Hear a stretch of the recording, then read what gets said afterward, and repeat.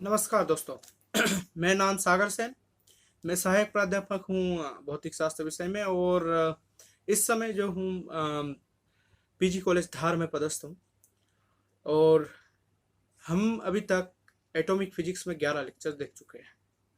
आज हमारा ये 12वां लेक्चर है। और दोस्तों, सबसे बड़ी चीज़ ये है कि आज हमने मध्य प्रदेश के सभी बच्चे जो है उनको एक ही प्लेटफॉर्म पर, व्हाट्सएप प्लेटफॉर्म पर जो है हमने सभी बच्चों को जो है इकट्ठा किया है। और ये जो इनिशिएटिव इसलिए लिया गया है क्योंकि इस समय जब लॉकडाउन का जो स्थिति है, इस स्थिति में बच्चों के लिए पढ़ाई जो है वो आसान हो पाए, इस वजह से हमने ये इनिशिएटिव लिया है। मैं सभी बच्चों का भी धन्यवाद देना चाहूँगा और इसके अलावा जो हमारे जितने भी सहायक प्राध्यापक है, न्यूली अपॉइंटेड शायद असिस्टेंट प्रोफेसर है, जिनकी काफ़ी अच्छी क्वालिफिकेशन है, और वो सभी जो है इस कार्य में हम सभी साथी जितने भी है वो सभी लगे हुए हैं। तो हमारा एक ही मकसद है कि हम मध्य प्रदेश को बहुत अच्छी क्वालिटेटिवली जो है हम एजुकेशन दें। और अभी हम ये जो ग्रुप बना है इसको हम और विस्तार करेंगे और पूरे मध्य प्रदेश के हम बच्चे बच्चे जितने भी बच्चे हैं उनको हम एक ही प्लेटफॉर्म पे लेके आएंगे। हमने जो है लेक्चर नंबर 11 जो है इससे पहले देखा था, वो हमने रोटेशनल स्पेक्ट्रा जो है डायटोमिक मॉलिक्यूल का वो देखा था। और उसमें रिजिड रोटेटर्स हमने देखा था। रिजिड रोटेटर नॉर्मली जिनमें दो जो है डायटोमिक मॉलिक्यूल हमने लिए हैं उनके बीच का डिस्टेंस जो है वो चेंज नहीं होगा। तो उस तरह के जो मॉलिक्यूल्स थे वो रिजिड रोटेटर थे, उनके लिए हमने एनर्जी लेवल फाइंड आउट किए थे। और जो एनर्जी लेवल थे वो हमने निकाला था, रोटेशन एनर्जी लेवल निकाला था। और उसके साथ में उसके लिए फ्रिक्वेंसी भी हमने फाइंड आउट की थी। और जो एनर्जी है वो h² अपॉन 2i JJ+1 जो है वो एनर्जी थी, वो हमने फाइंड आउट वहाँ किया था। अब उसके बाद में जो है आज जो है हम लेक्चर नंबर 12 जो है वो लेके आए हैं। और लेक्चर नंबर 12 में हम specially spectrum of rigid rotator देखेंगे और इसके साथ में इंटेंसिटी जो है एनर्जी लेवल की वो किस तरह से निकालते हैं वो हम देखेंगे यहाँ पर। तो सबसे पहले अगर हम बात करें कि ये जो रोटेटर्स है, रिजिड रोटेटर्स है, इसकी जो एनर्जी है उसको हम क्लासिकली या फिर इसके अलावा क्वांटम मैकेनिकली हम देखते हैं। तो सबसे पहले अगर हम क्लासिकल मैकेनिक्स के थ्रू अगर इसे देखें तो हम नॉर्मली यहाँ पर डाइपोल मोमेंट लेते हैं। नॉर्मली आपको पता ही है कि रोटेशनल एनर्जी लेवल के लिए परमानेंट डाइपोल मोमेंट जो है वो आवश्यक है, ठीक है। और जितने भी आपके हेट्रोन्यूक्लियर एलिमेंट्स है वो जो है परमानेंट डाइपोल मोमेंट पोजेस करते हैं और वो क्या है, रोटेशनल एनर्जी लेवल शो करते हैं। अब अगर मैं क्लासिकल इलेक्ट्रोडायनेमिक्स के थ्रू अगर देखूं इस चीज़ को, तो कोई भी ऑसिलेटिंग डाइपोल मोमेंट है, ठीक है, वो क्या करता है, इलेक्ट्रोमैग्नेटिक रेडिएशन को एमिट करता है, ठीक है। और उसकी जो फ्रीक्वेंसी होती है वो किसके इक्विवेलेंट होती है, वो ऑसिलेशंस जो होते हैं, डाइपोल मोमेंट्स के जो ऑसिलेशंस है उनके इक्विवेलेंट होती है, ठीक है। तो और यहाँ जो एनर्जी एमिट होती है क्लासिकली, वो हम बता दें आपको कि वो कंटिन्यूस एनर्जी फॉर्म होता है। जो एनर्जी का जो फॉर्मेशन होता है वो कंटिन्यूस फॉर्म में होती है, ठीक। वहीं अगर मैं बात करूँ डायोटोमिक मॉलिक्यूल्स के लिए, तो डायोटोमिक मॉलिक्यूल्स के लिए अगर हम बात करें तो अनलाइक एटम्स अगर हम ले, मतलब अनलाइक एटम मतलब HCl ले सकते हैं हम यहाँ पर। तो मतलब दोनों जो एटम है वो अलग अलग होंगे, ठीक है। हाइड्रोजन अलग है, क्लोरीन अलग है, ठीक है। और इस कंडीशन में अगर मैं बात करूं कि इनका अगर रोटेशन में देखता हूं, ठीक है, तो during the rotation of this dipole moment we already seen in previous classes what, कि अगर डाइपोल मोमेंट जो है वो रोटेशन करता है तो उसके लिए क्या होता है, उसका अगर मैं इसकी पर्टिकुलरली हम बात करें तो डायरेक्शन जो है वो कंटिन्यूसली अगर चेंज होती है, तो अगर मैं डाइपोल मोमेंट जो है, अगर फर्स्ट कंडीशन में मैंने बात किया कि ये डाइपोल मोमेंट देख लीजिए आप, ये रोटेट किया, रोटेट करने के बाद में मान लीजिए इस तरफ गया, तो इसकी डायरेक्शन जो है पॉजिटिव से नेगेटिव है, तो इसकी डायरेक्शन जो है एरो जो है नीचे की तरफ हो जाए। फिर अगली बार वापस रोटेट किया तो उसका डायरेक्शन फिर चेंज होगा। तो अगर मैं उसका वर्टिकल कंपोनेंट लेता हूँ और उस वर्टिकल कंपोनेंट को टाइम के साथ प्लॉट करूँ तो वो पीरियडिकली चेंज होता है। तो अगर डाइपोल मोमेंट जो है रोटेट अगर कर रहा है तो उसकी वजह से क्या होगा, उस रोटेशन की वजह से जो है वो अगर डाइपोल मोमेंट पीरियडिकली चेंज होता है तो वो क्या करता है, इलेक्ट्रोडायनेमिक्स के थ्रू हम देख चुके हैं कि अगर कोई भी ऑसिलेटिंग डाइपोल मोमेंट होगा, ठीक है, तो वो क्या करता है, रेडिएशन को एमिट करता है, ठीक है। तो वो जो रेडिएशन एमिट होती है वो रोटेशनल फ्रिक्वेंसी के इक्विवेलेंट होती है। और अगर मैं लाइक एटम लूँ जैसे H2 या N2 इस तरह के एलिमेंट्स लूँ, तो उस कंडीशन में अगर मैं यहाँ देखूँ कि उसके लिए एनर्जी क्या होगी, तो वहाँ कोई डायपोल मोमेंट फॉर्म नहीं होगा, ठीक है। और डायपोल मोमेंट अगर फॉर्म नहीं हुआ तो एनर्जी कोई भी एमिट नहीं होगी। अब अगर मैं बात करूँ आपको कि डायपोल मोमेंट होते क्या है, ये चीज़ अगर मैं समझाता हूँ, तो डायपोल मोमेंट जो है वो equal and opposite charge have some distance that is called as a dipole moment, ठीक है। तो ये डायपोल मोमेंट कहलाते हैं। अब अगर मैं बात करूं कि क्वांटम मैकेनिक थ्रू इसको देखने की कोशिश करता हूं, तो क्वांटम मैकेनिक थ्रू अगर मैं बात करूं कि अगर कोई रोटेटर है वो ट्रांजिशन करेगा अगर हायर एनर्जी लेवल से लोअर एनर्जी लेवल, तो वो कुछ रेडिएशन को एमिट करता है, ठीक है। तो वहां से जो रेडिएशन एमिट होती है वो इन फॉर्म ऑफ फोटॉन्स होती है, और वो जो रेडिएशन एमिट हो रही है वो किसके इक्वल होती है, जो एनर्जी डिफरेंस है लोअर एनर्जी लेवल और हायर एनर्जी जो डिफरेंस है उसके इक्विवेलेंट होती है, ठीक है। अब यहाँ जो हम जनरली जो रोटेशनल स्पेक्ट्रा है उसको हम कैसे कंसिडर करते हैं, वेव नंबर के थ्रू कंसिडर करेंगे, ठीक है। और ये जो वेव नंबर है ये क्या होता है, वेव नंबर जो है वो 1/λ से हम रिप्रेजेंट करते हैं, ठीक है। और ये जो 1/λ है वो क्या होता है, हम देख चुके हैं ऑलरेडी कि जो म्यू है, यहाँ आप देख सकते हो जो न्यू है ये वेव नंबर है, और वेव नंबर जो है 1/λ के इक्वल होता है। तो अगर मैं एनर्जी का फॉर्मूला देखूं तो E = hc/λ होता है। तो वहां पर अगर मैं बात करूं 1/λ जो है उसको मैं म्यू वाल लेता हूं, ठीक है, जो कि आपका वेव नंबर है। तो यहाँ E/hc जो है वो 1/λ के इक्वल है, और 1/λ क्या है, आपका वेव नंबर है। तो वेव नंबर जो है वो E'/sc, अगर डिफरेंस लूंगा दोनों एनर्जी लेवल का तो E'(sc)/E"sc जो है वो वेव नंबर होती है, ठीक है। और ये जो है आपको दोनों का डिफरेंस जो है वो आपको इन फॉर्म ऑफ फोटॉन्स मिलता है, और उस पैटर्न का जो वेव नंबर है वो μ∗E'(sc) होता है। और E' अगर मैं बात करूँ तो वो लोअर एनर्जी लेवल है, और E" की अगर मैं बात करता हूँ तो वो हायर एनर्जी लेवल होता है। और अगर वही रोटेशनल टर्म की मैं बात करूँ तो रोटेशनल टर्म जो है वो उसको हमने μ जो है हमने दिया है उसी को हमने Fj बोल दिया है, और Fj = क्या है, E'/sc होता है। और रोटेशनल टर्म ही आपकी जो है वो एक तरह से देखें तो वेव नंबर ही होती है, ठीक है। तो अभी हमने एनर्जी कैलकुलेट किया था इससे पहले जो रोटेशनल एनर्जी लेवल के लिए, तो E = h²Jj+1/2i ये देखा था, और उसको हमने h क्रॉस को जो अगर मैं h/2π लिखूंगा तो यहाँ h²Jj+1/8π²IC ये जो है हमारे पास रोटेशनल एनर्जी होती है। अब Fj जो है वो E/sc है, तो नॉर्मली जो एनर्जी है उसमें sc का डिवाइड कर दूंगा तो मेरे पास Fj आ जाएगा। और यहाँ अगर मैं बात करूँ कि h/8π²IC, तो इसको मैंने एक कांस्टेंट बोल दिया जिसे हमने बोला है रोटेशनल कांस्टेंट, इसको मैं दर्शाता हूँ B से। तो B = h/8π²IC जो है वो रोटेशनल एनर्जी कांस्टेंट है, ठीक है, रोटेशनल कांस्टेंट है। और Fj को मैं जब लिखता हूँ फाइनली तो BJj+1 ये मेरा जो है रोटेशनल टर्म होती है, ठीक है। अब अगर मैं बात करूँ कि ये जो डिफरेंस है हम वेव नंबर जो निकालना था हमें वो क्या है, Fj' - Fj" जो है वो हो जाएगा, क्योंकि नॉर्मली हमने ये E'/sc उसको Fj लिखा है, ठीक है। तो यहाँ Fj' - Fj" जो है वो वेव नंबर हो जाता है। और यहाँ जो Fj है उसकी हमने वैल्यू लिख दी BJj+1, अगर प्राइम होगा तो J' हो जाएगा, J'+1 हो जाएगा, J" होगा तो वहाँ पर उसको उसके अकॉर्डिंग लिख लेंगे। अब अगर मुझे फ्रीक्वेंसी या वेव नंबर कैलकुलेट करना है यहाँ पर, तो सबसे पहले मुझे क्या करना पड़ेगा, सिलेक्शन रूल को यहाँ लगाना पड़ेगा, क्योंकि हम ये जो एनर्जी देख रहे हैं क्वांटम मैकेनिक्स से। तो जब भी ट्रांजिशन अगर होते हैं तो ट्रांजिशन अलाउड अगर हम देखें तो वो पर्टिकुलर सर्टेन कंडीशन में ही होते हैं, ठीक है। और जब तक आप सिलेक्शन रूल यूज नहीं करेंगे तो आप ट्रांजिशन नहीं बता पाते हैं, किसी भी क्वांटम मैकेनिक ट्रांजिशन को हम नहीं बता सकते हैं, ठीक है। तो यहाँ हम देखें कि सिलेक्शन रूल जो है रोटेशनल स्पेक्ट्रम के वो क्या होते हैं, ΔJ +-1।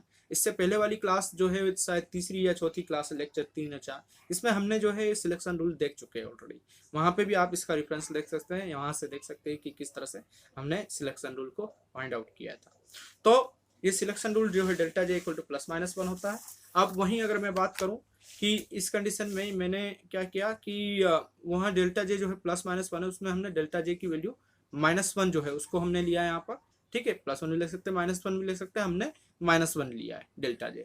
तो ΔJ नॉर्मली क्या है, J" - J' जो है वो आपका क्या होता है, मतलब अपर लेवल का जो J है और माइनस लेवल लो लेवल का जो है वो क्या है, उन दोनों का डिफरेंस डेल्टा जे है, वो किसके इक्वल है, -1 के इक्वल होता है। जी हाँ, तो अब अगर हम बात करें कि सिलेक्शन रूल को हम यूज करते हैं डेल्टा जे इक्वल टू -1 को, तो नॉर्मली यहाँ डेल्टा जे की वैल्यू जो है +-1 है, तो हमने यहाँ पर डेल्टा जे की वैल्यू -1 लिया, और उसके करस्पॉन्डिंग डेल्टा जे अगर -1 है तो डेल्टा जे नॉर्मली हम उससे बोलते हैं अपर लेवल और लोअर लेवल का डिफरेंस जो है वो डेल्टा जे है। ठीक है, तो अपर लेवल जो है जे डबल प्राइम है minus J prime equal to -1 जो है हमने लिखा।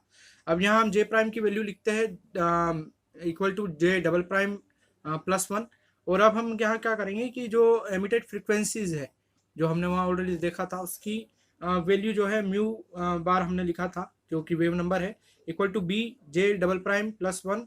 नॉर्मली हमने वहाँ पे क्या किया, जे प्राइम की जगह जो है जे डबल प्राइम +1 जो है हमने लिख दिया। इस इक्वेशंस को पूरा हम सॉल्व करेंगे। यहाँ हमारे पास म्यू बार का वैल्यू जो है 2b जे डबल प्राइम +1 हमें मिलता है। अब यहाँ जो जे की जो पॉसिबल वैल्यू है वो क्या है 0 1 2 3 होती है, और ये आपका रोटेशनल क्वांटम नंबर है। जे जो है वो क्या है, रोटेशनल क्वांटम नंबर है। ठीक है, और इन जनरली हम उस वेव नंबर को जो है किस तरह से लिख सकते हैं, 2b j+1 लिख सकते हैं। तो ये जो है 2b j+1 जो है वो वेव नंबर हुआ।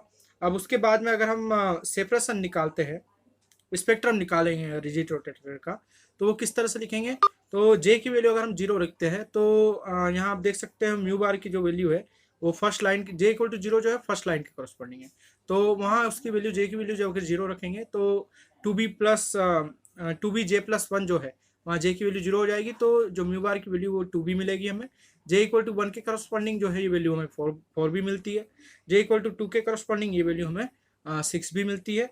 तो म्यू बार की वैल्यू जो है अगर हम सीरीज देखें इसकी वेव नंबर की जो है स्पेक्ट्रल लाइन की जो वेव नंबर के फॉर्म में अगर सीरीज हम देखें तो वो j equal to mu bar equal to जो है 2b 4b 6b और सो ऑन जो है हमें मिलती है सेंटीमीटर इनवर्स में।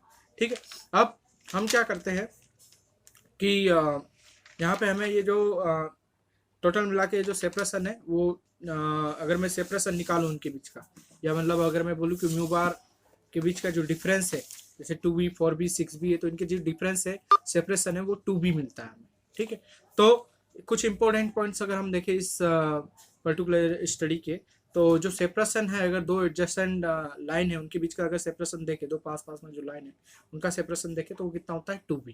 ठीक है, ये 2b होता है दोनों बीच के, दो अगर दो लाइन है उनके बीच का सेपरेशन, जैसे आपने देखा 2b 4b 6b, तो इनका डिफरेंस अगर डिफरेंस हम देखें तो वो 2b होता है। Line the energy of ground state is 0 because molecule is not rotating. तो अगर हम बात करें कि जे इक्वल टू 0 पर अगर मैं देखूँ तो एनर्जी भी जो है वो 0 होती है, क्योंकि बी जे+1 है। ठीक है, तो जे की वैल्यू अगर मैं 0 रखूँ तो एनर्जी कितनी होगी, 0 होगी। तो इसका मतलब ये क्या हुआ कि जे इक्वल टू 0 पर मॉलिक्यूल रोटेट नहीं करेगा क्योंकि उसकी कोई एनर्जी नहीं है। सेकेंड थर्ड पॉइंट अगर मैं बात करूँ कि अगर जिस तरह से जे इंक्रीज होगा, ठीक है ना, तो मॉलिक्यूल जो है वो ज़्यादा तेजी से रोटेट करेगा। ठीक है, ज़्यादा रोटेट करेगा और उसके एनर्जी लेवल जो है वो वाइडली स्प्रेड होते जाएंगे, मतलब उनके एनर्जी लेवल की जो स्प्रेडिंग है वो बढ़ती जाएगी। ठीक है, और अगर मैं बात करूं कि एनर्जी लेवल जो है वो जो सेपरेशन है वो हमने देखा 2b होता है। ठीक है, और 2b जो है वो पर्टिकुलर अगर आप b का वैल्यू h/8 जो अगर हम यूज़ करेंगे तो वो जो वैल्यू है वो 2b जो है वो माइक्रोवेव रीजन में आता है, और आपको पता भी है रोटेशनल स्पेक्ट्रम हमेशा माइक्रोवेव रीजन में होता है। तो अब अगर मैं यहाँ एनर्जी लेवल की प्लॉटिंग देखता हूँ तो सबसे पहले जे इक्वल टू 0 के करस्पॉन्डिंग एनर्जी जो है वो 0 है, जे इक्वल टू 1 के करस्पॉन्डिंग 2b है, और जे इक्वल टू 2 के करस्पॉन्डिंग जो है वो एनर्जी 6b है। और इसी तरह से जिस तरह से वैल्यू मिल रही है आप देख सकते हो कि ये जो एनर्जी का जो डिफरेंस है वो बढ़ता जा रहा है यहाँ पर। ठीक है, जे जिस तरह से रोटेट होगा वो एनर्जी का सेपरेशन बढ़ता जा रहा है। ठीक है, और ये आप देख सकते हैं यहाँ पर, और वेव नंबर के फॉर्म में बात करें तो वो जो सेपरेशन है वो कितना होता है 2b होता है। ठीक है, और आप ये देख सकते हो 2b 4b ये वेव नंबर के फॉर्म में है, और ये सेपरेशन कितना है आप देख सकते हैं, ये वेव नंबर के फॉर्म में टोटल सेपरेशन 2b है, लेकिन जब एनर्जी की बात करते हैं तो ये सेपरेशन क्या है, कंटिन्यूसली जे की वैल्यू के बढ़ने के साथ जो है हमेशा बढ़ता है। ठीक है, तो ये एनर्जी लेवल सेपरेशंस पता चलेंगे यहाँ से। एनर्जी लेवल उसके अलाउड ट्रांजिशन किस तरह से हम निकालते हैं वो दिखता है हमें। अब नेक्स्ट टॉपिक अगर हम बात करें तो नेक्स्ट टॉपिक है इंटेंसिटी ऑफ रोटेशनल लाइन। ठीक है, अब इंटेंसिटी ऑफ रोटेशनल लाइन अगर हम बात करें तो जो रोटेशनल लाइन है उसकी इंटेंसिटी किस तरह से हम निकालेंगे वो चीज़ें। तो आपको यहाँ अभी हमने देखा कि जो एनर्जी से जो नॉर्मली प्योर रोटेशनल स्पेक्ट्रम में डायटोमिक मॉलिक्यूल है वो इक्वली स्पेस होती है, ठीक है। वेव नंबर पे हमने भी देखा है कि अगर जे इक्वल टू 0 1 2 3 देखे तो उसका जो सेपरेशन है वो 2 भी होता है, इक्वली स्पेस्ड है ये। तो all transition are equally spaced but not equally intense. मतलब ये हुआ कि ये इक्वली स्पेस तो होते हैं, टू बी का आपको सेपरेशन दिखेगा यहाँ पर, लेकिन इनकी इंटेंसिटी जो है वो सेम नहीं होती है, ठीक है। इंटेंसिटी में जो है वो डिफरेंस होता है। तो जो आपको लाइन इंटेंसिटी है वो किस चीज़ पे डिपेंड करेगी, वो आपकी डिपेंड करेगी कि पर्टिकुलरली जो लेवल है उसमें number of molecule, initial number of molecule कितने प्रेजेंट है, ठीक है। इनिशियल नंबर ऑफ मॉलिक्यूल्स जितने परसेंट है उस पर ही डिपेंड करेगी आपकी लाइन इंटेंसिटी। और ये पर्टिकुलरली जो आपकी line intensity, number of molecules कितने हैं इनिशियली उस पर पता चलेंगे आपको कि नंबर ऑफ मॉलिक्यूल अगर उस पर्टिकुलर लेवल पे कितने हैं उसी से आपको लाइन इंटेंसिटी पता चलती है। और नंबर ऑफ मॉलिक्यूल्स जो है वो किस तरह से निकाले जाते हैं, तो बोल्ट्जमैन जो है डिस्ट्रीब्यूशन लॉ से हम जो है नंबर ऑफ मॉलिक्यूल्स निकाल सकते हैं कि नंबर ऑफ मॉलिक्यूल्स जो है पर्टिकुलरली कितने हो सकते हैं, अगर इनिशियल में कितने हैं तो बाद जो नंबर ऑफ स्टेट के साथ में वो किस तरह से चेंज होंगे वो आप बता सकते हैं। तो पॉपुलेशन जो है पर्टिकुलर उस लेवल के लिए जो है वो हम बोल्ट्जमैन स्टैटिक्स से देते हैं, डिस्ट्रीब्यूशन लॉ से देते हैं। और इस लॉ के हिसाब से क्या है, N0 जो है वो जे स्टेट के लिए जो है हमारे पास नंबर ऑफ मॉलिक्यूल्स है, ठीक है। और जेथ लेवल अगर हम बात करें अगले वाले ले इनिशियल जो N0 है, अगर जे लेवल पे हम बात करें तो एनजे कितना हो जाएगा, N0 exponential E upon k B T, E J upon k B T. E J की वैल्यू हमने रोटेशनल एनर्जी निकाल चुके हैं, E J equal to B S C J plus 1 होता है, इसको वैल्यू को हम यहाँ पुटअप करेंगे। अब टोटल मिला के डीजनरेसी जो है वो 2J+1 होती है, ऑलरेडी हम देख चुके हैं पहले वाले लेक्चर में। तो डीजनरेसी 2J+1 जो है उसको हम यहाँ रखेंगे। तो जो टोटल आपका एनजे जो है वो N0 2J+1 और एक्सपोनेंशियल पूरा टर्म आ जाएगा यहाँ पर। अब मैक्सिमम इंटेंसिटी आप निकालने के लिए क्या करते हैं, सबसे पहले हम मैक्सिमम इंटेंसिटी अगर आपको निकालना है तो हम क्या करते हैं, मैक्सिमम फाइंड करना है आपको, तो dN/dJ जो है वो 0 होना चाहिए। तो ये अगर हम 0 के इक्विवेलेंट रखते हैं तो यहाँ से हम J की जो है मैक्सिमम वैल्यू निकाल सकते हैं।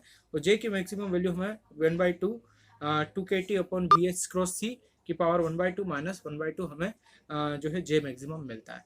तो आज के लेक्चर में हमने देखा कि स्पेक्ट्रम किस तरह से दर्शाए जाते हैं रिजिड रोटेटर के लिए।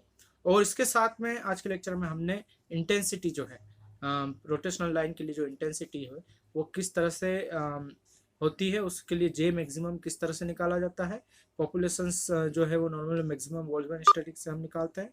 तो आज के लिए ये लेक्चर हमारा यहीं समाप्त होता है। आपको बहुत बहुत धन्यवाद ये लेक्चर सुनने के लिए। आप चाहे तो ये जो यूट्यूब चैनल है इसको सब्सक्राइब भी कर सकते हैं, जिससे कि आप जो है आसानी से इससे कनेक्ट रहेंगे और नए नए वीडियोस जब भी आएंगे तो आपको नोटिफिकेशन उसके लिए मिलता रहेगा। तो बहुत बहुत धन्यवाद आप सभी को। आज के लिए ये लेक्चर यहीं से